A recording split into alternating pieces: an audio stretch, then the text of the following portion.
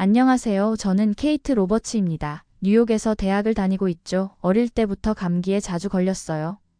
겨울이 되면 특히 심했어요. 두꺼운 이불을 덮어도 소용이 없었죠. 방 안 공기는 따뜻했지만 바닥에서 올라오는 한기가 몸을 얼리는 기분이었어요. 그해 겨울은 유난히 추웠습니다. 뉴욕에 기록적인 한파가 닥쳤죠. 영하 15도를 밑도는 날이 계속되었고 체감온도는 영하 25도까지 떨어졌어요. 길거리에 나가면 얼굴이 얼얼했고 손을 장갑 속에 꼭 넣고 있어도 금방 시려왔죠. 그렇게 혹독한 날씨 속에서 결국 저는 독감에 걸렸습니다. 머리가 깨질 듯이 아팠어요. 오한이 들다가도 갑자기 열이 확 올랐죠. 밤이 되면 더 심해졌어요. 침대에 누워 있어도 온몸이 떨려왔어요. 이불을 몇 겹씩 덮고 후드티까지 입었는데도 바닥에서 스며 나오는 냉기를 막을 수가 없었죠. 너무 힘들어서 핫팩을 침대에 깔아봤어요. 처음엔 조금 나아지는 듯 했지만 몇 시간 지나자 핫팩은 식어버렸고 다시 차가운 바닥 위에서 떨고 있었습니다. 그때 룸메이트 제니가 다가왔어요. 제니는 한국에서 교환학생으로 온 친구였어요. 건축학을 전공했고 미국 문화에도 관심이 많았죠. 저를 보더니 걱정스러운 얼굴로 물었습니다. 케이트, 너무 아파 보여. 괜찮아? 저는 기운 없이 고개를 저었어요. 몸이 너무 으슬으슬해. 방은 따뜻한데 바닥에서 한기가 계속 올라와. 제니가 고개를 끄덕이며 말했어요. 한국에서는 바닥이 따뜻해서 감기에 덜 걸려. 그 말을 듣고 처음엔 어이가 없었어요. 바닥이 따뜻하다고 감기를 덜 걸린다고? 제니는 방에서 작은 전기장판을 가져왔어요. 이거 깔고 짜봐. 정말 달라. 저는 너무 지쳐서 별 기대 없이 전기장판을 침대 위에 깔았어요.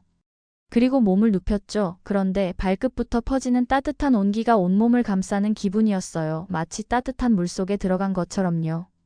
그렇게 저는 오랜만에 푹 잘 수 있었습니다. 다음 날 아침 저는 제니에게 물었어요. 대체 한국에서는 바닥이 어떻게 따뜻한 거야? 제니는 환하게 웃으며 설명해줬어요. 온돌이라고 해. 바닥에 온수배관을 깔고 보일러로 데운 물이 순환하면서 바닥 전체를 따뜻하게 만드는 방식이야. 저는 너무 신기했어요. 미국에서는 히터를 틀면 공기만 따뜻해지고 바닥은 그대로 차가웠거든요. 그러면 방 전체가 다 따뜻하겠네. 제니가 고개를 끄덕였어요.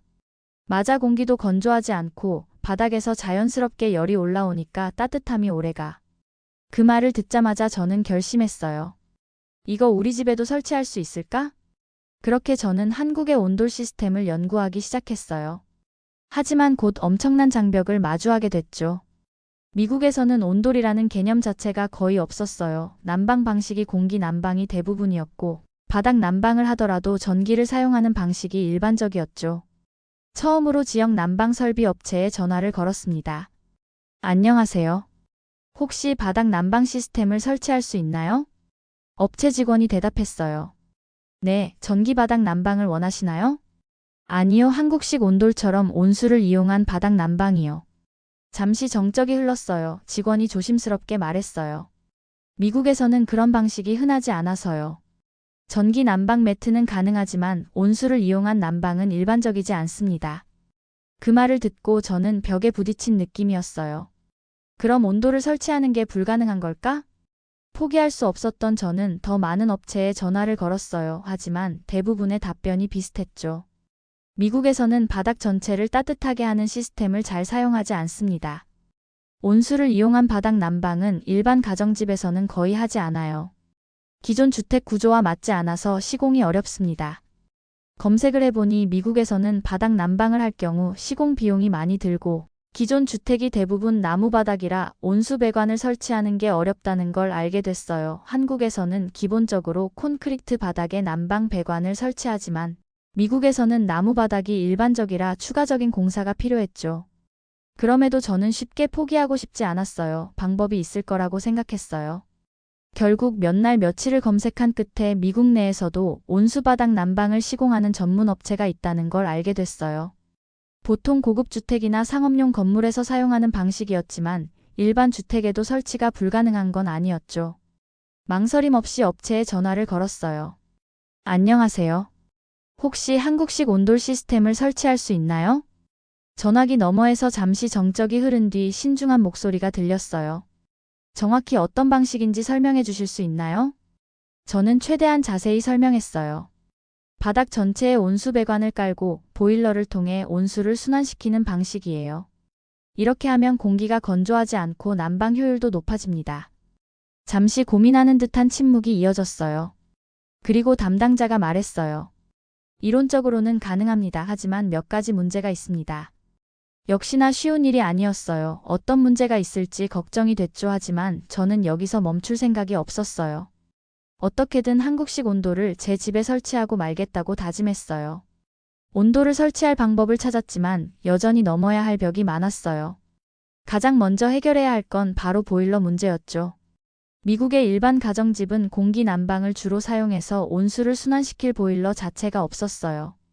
그럼 보일러부터 새로 설치해야 한다는 뜻이었어요. 업체 담당자에게 다시 연락했어요. 혹시 보일러까지 함께 설치할 수 있나요?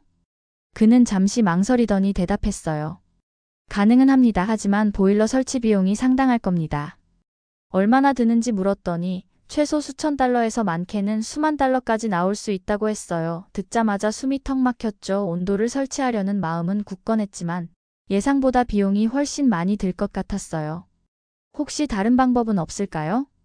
담당자는 고민하는 듯 했어요. 그러더니 한 가지 대안을 제시했죠. 전수 난방 패널 시스템을 고려해 보세요. 기존 바닥을 뜯지 않고 위에 설치할 수 있고 온수를 순환시키는 방식이라 한국식 온돌과 비슷한 효과를 낼 수 있습니다. 전수 난방 패널? 처음 들어보는 방식이었어요. 설명을 들어보니 기존 바닥 위에 얇은 패널을 깔고 그 안에 온수 배관을 내장하는 방식이었죠.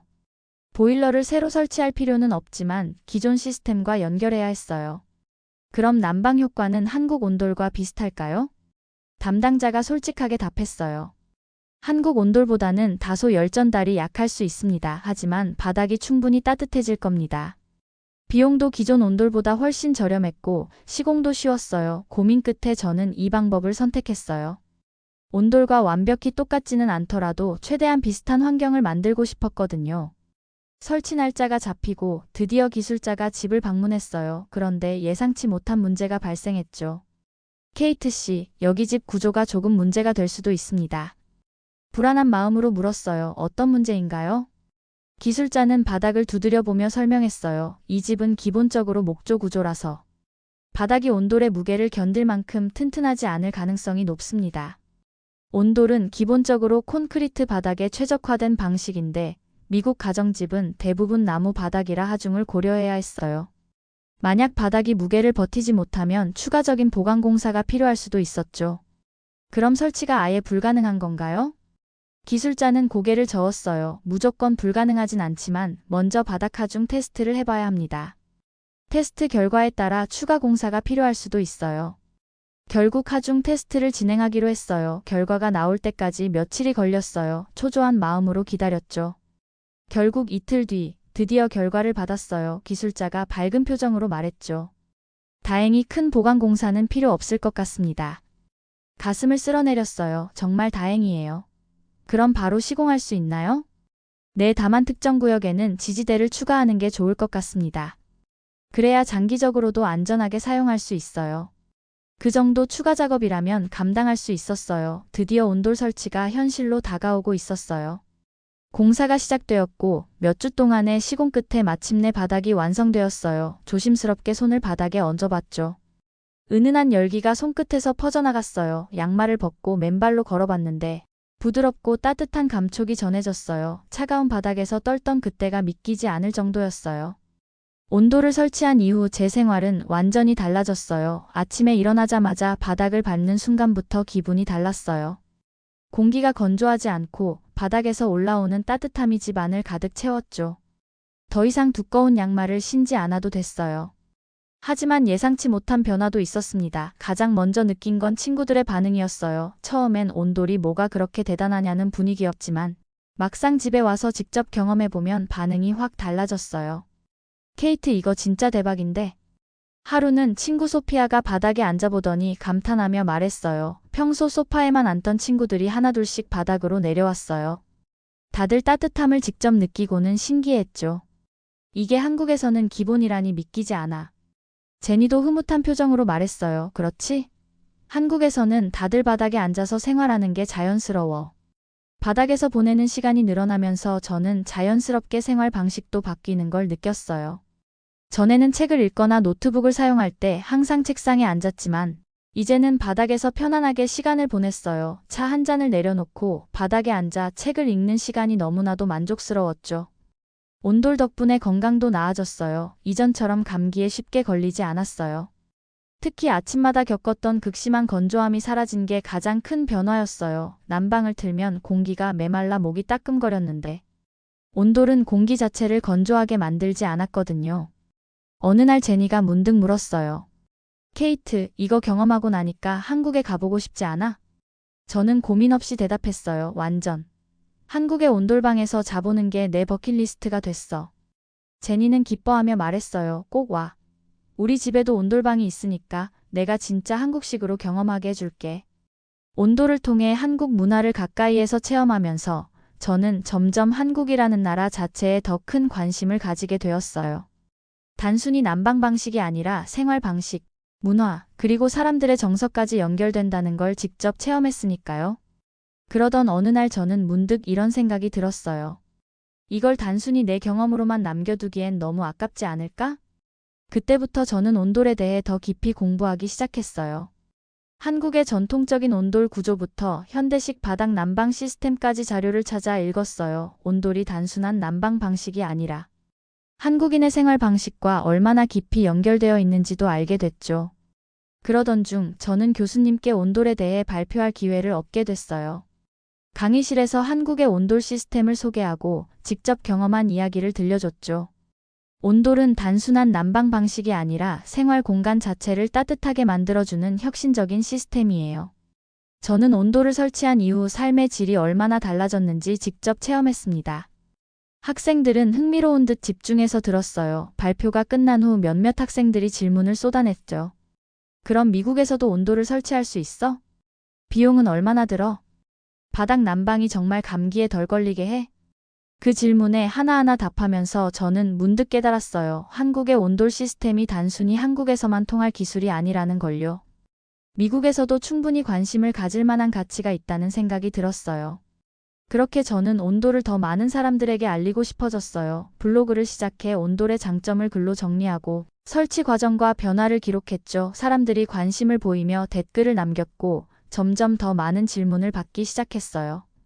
이렇게 온돌은 저의 생활뿐만 아니라 제 진로에도 새로운 방향을 제시해 주었어요. 따뜻한 바닥 하나가 제 삶을 완전히 바꿔놓은 거죠. 이제는 단순히 따뜻한 바닥을 즐기는 것을 넘어 더 많은 사람들에게 온돌의 매력을 알리는 것이 제 목표가 됐어요.